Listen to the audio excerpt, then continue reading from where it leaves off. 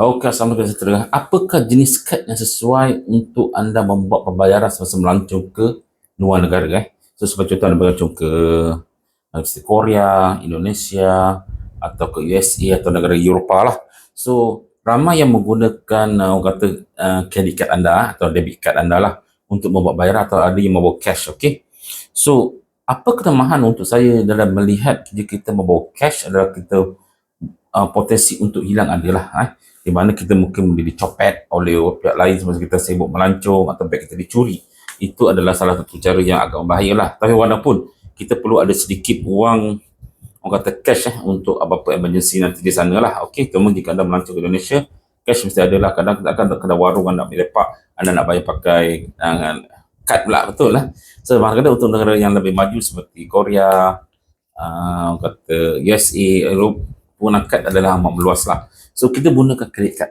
Okay, contoh anda guna kredit kad. Kredit kad pula masalah ketimbul banyak di mana boleh aku scam di sana di mana semasa pergi melancong ke Korea di Jeju, semua pembayaran menggunakan kad. Okey, saya menggunakan kredit kad lah.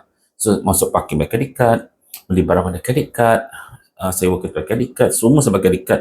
Dan ada ketika tu saya telah pulang ke Malaysia, saya melihat ada pembayaran, saya dah terima satu charge sebab aku lebih ada beli barangan di sana yang tidak ditolak lagi. Saya pun hairan. So, saya buat aduan lah untuk mengulangkan wang tersebut, memberikan masalah. Nombor dua, jika guna kredit kad, kita tidak boleh kontrol perbelanjaan kita. Itu adalah amat bahaya lah.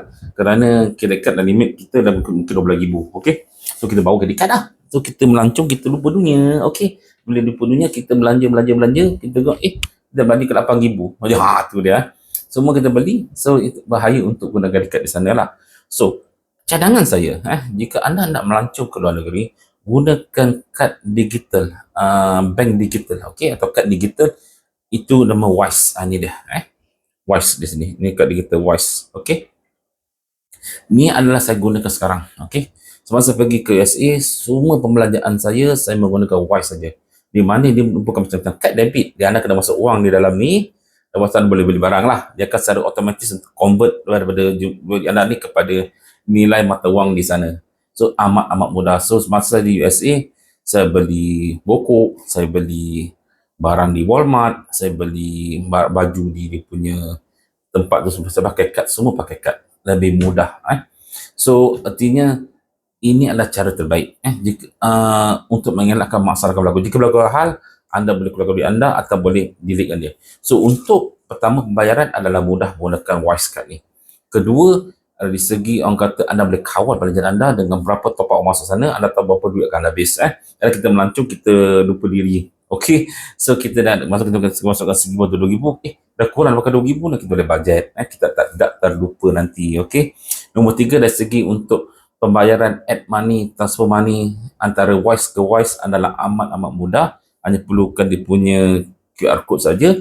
Dan dua, untuk top up duit dan nasi lemak amat mudah. Sekali anda dah buat, anda boleh top up terus ke dalam anda punya ni. So, dia menggunakan aplikasi. Okey. Segala top up wang, pindah wang, ada aplikasi dari Wise ni lah, anda boleh di sana lah. So, kad ni digunakan untuk pembayaran secara fizikal lah.